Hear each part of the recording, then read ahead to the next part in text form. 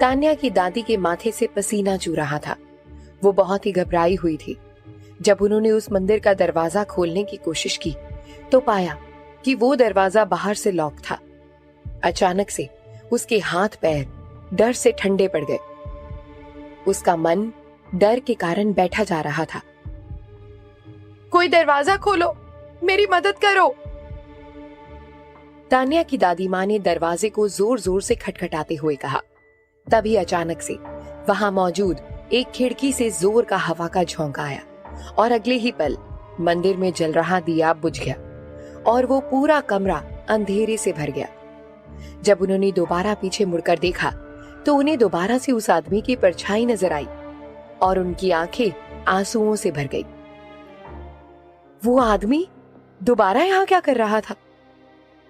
उन्होंने अपना मुंह अपने हाथ की मांगे मैं पूरी करता हूँ। मेरी एक ही तो मांग रहती है कि सब्सक्राइब कर दो चैनल को। तो जिसने भी चैनल को सब्सक्राइब किया है उसको जय हिंद, जय भारत और दिल से सैल्यूट। इस तरीके का सैल्यूट जिन्होंने सब्सक्राइब कर रखा है और जिन्होंने नहीं किया है कर दो यार। आज हाथ से कवर कर लिया और एक जोर की चीख मारी। डर ने उनके दिल को अपने कब्जे में ले लिया था। उन्होंने अपनी जिंदगी में बहुत बुरे काम किए थे और उन्हें डर था कि एक दिन उन्हें उन सभी की सजा भुगतनी पड़ेगी। दरवाजे की तरफ मुड़कर वो उसको दोबारा खटखटाने वाली थी कि अचानक से उन्हें पीछे से किसी के कदमों की आवाज सुनाई दी। वो इतना डरी हुई थी कि उन्हें रियलाइज नहीं हुआ कि भूत के कदमों की आवाज नहीं होती, क्योंकि जब वो मुड़ी उन्होंने तुरंत कुछ ऐसा देखा कि उनकी आंखें फटी की फटी रह गई और उनके गले में उनकी चीख अटक गई। उन्होंने अपनी डर से भरी आंखों से उस कमरे की मिनिमम लाइट में देखा कि एक आदमी लंगड़ाते हुए उनकी तरफ आ रहा था। उनके कपड़ों से खून टपक रहा था।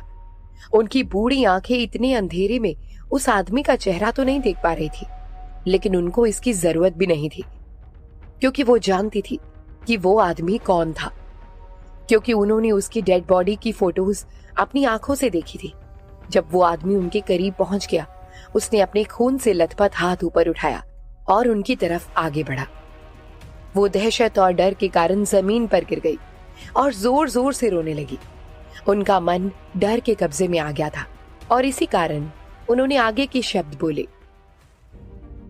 मेरे पास मत आओ, मुझे जाने दो। तुम यहाँ कैसे आ सकते हो? मैंने तो तुम्हें मार दिया था। मानती हूँ कि मुझसे गलती हुई थी।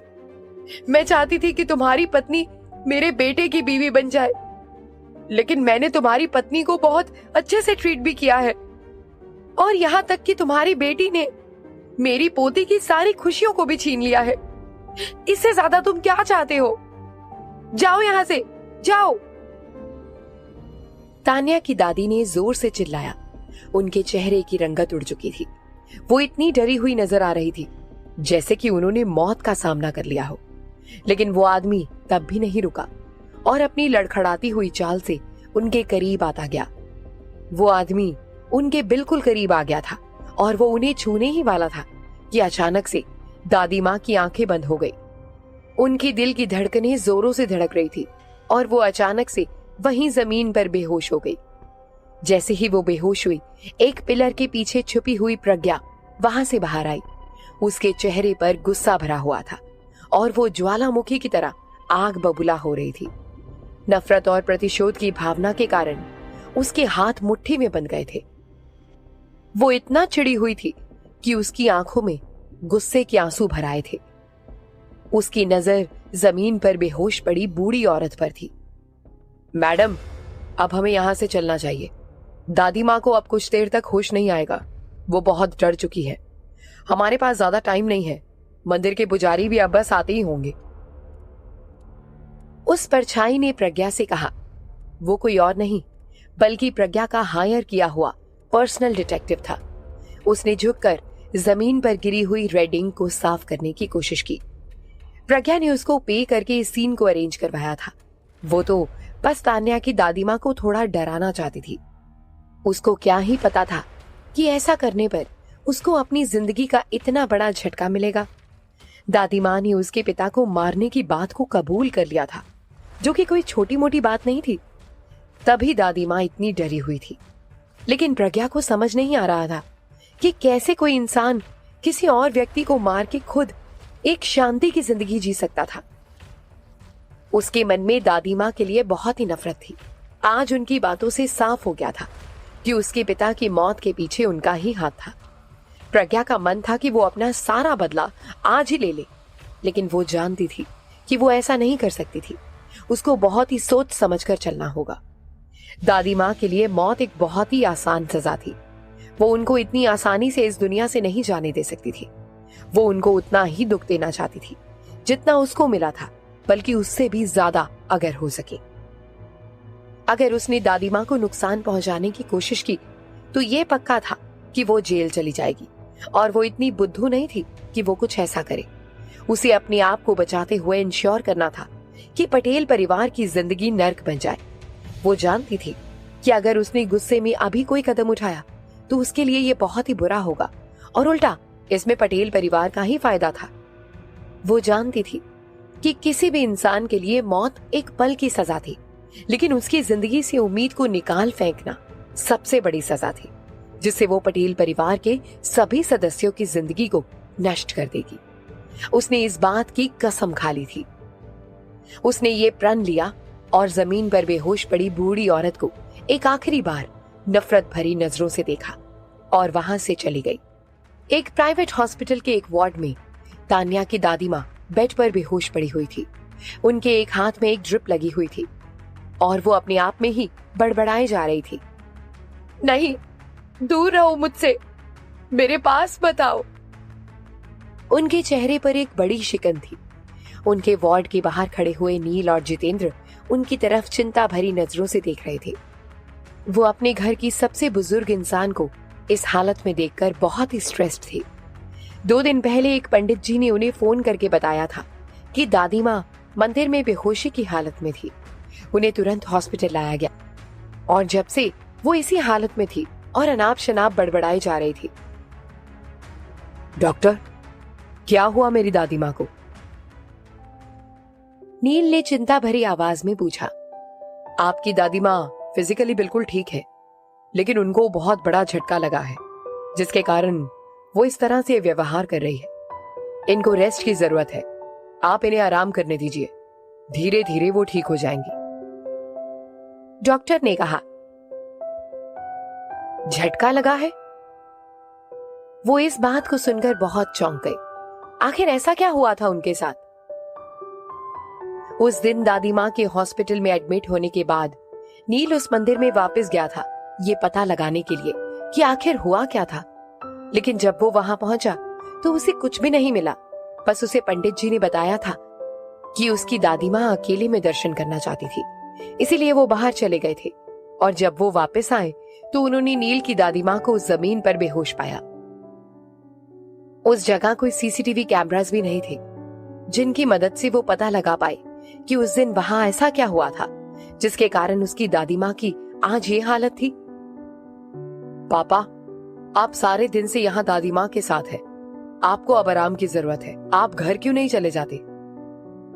नील ने अपने पिताजी की तरफ देखते हुए कहा। उसके चेहरे पर एक थकान साफ थी।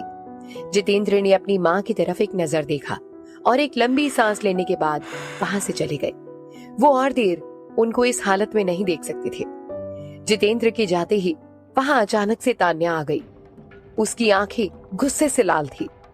वो इतने दिनों से अपने कमरे में ही थी, जिसकी वजह से उसको दादी माँ की हालात के बारे में कोई भी आइडिया नहीं था।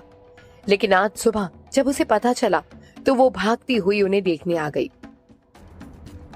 मैं दादी माँ से मिलने आई हूँ, क्या हुआ उनको? उसने आंसू भरी आंखों से पूछा। उसकी नजर बेड पर लेटी अपनी दादी माँ पर थी। पता नहीं है, जिस दिन से आई है इसी हालत में है, लेकिन तुम चिंता मत करो, वो आराम कर रही है। जल्दी हमारी दादी माँ ठीक हो जाएंगी। नील ने अपनी बहन को दिलासा देते हुए कहा। तान्या ने हाँ में सिर हिलाया, लेकिन फिर उसकी आंखों में एक अजीब सी चमक आ गई और उसने कहा, ये सब उस औरत का किया धराई होगा। मुझे विश्वास है ये उसकी ही करतूत है। वो जिस दिन से हमारी जिंदगी में आई है, हम शांति से नहीं जी पाए हैं। बकवास मत करो तान्या। नील ने भी उसे उसके ही अंदाज में जवाब दिया। मैं बकवास नहीं कर रही हूँ। मुझे मालूम है कि ये उसका ही किया धरा होगा। उसने जरूर कुछ किया होगा। उसके आने के बाद से ही दादी माँ को न जाने कितनी बार हॉस्पिटल जाना पड़ा है।